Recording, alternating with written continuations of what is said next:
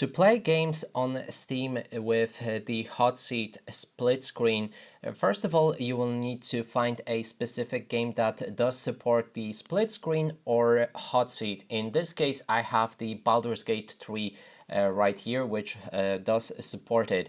Next step would be to get a second controller. You need, for most of the games, you will need two controllers, and it won't work using the keyboard and controller. You actually need two controllers to use split screen or Hotseat and play games that way.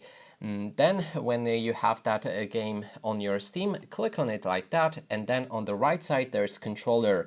For most of the games you will need to actually disable Steam input. So go into the controller settings and then disable Steam input, so it should look like this.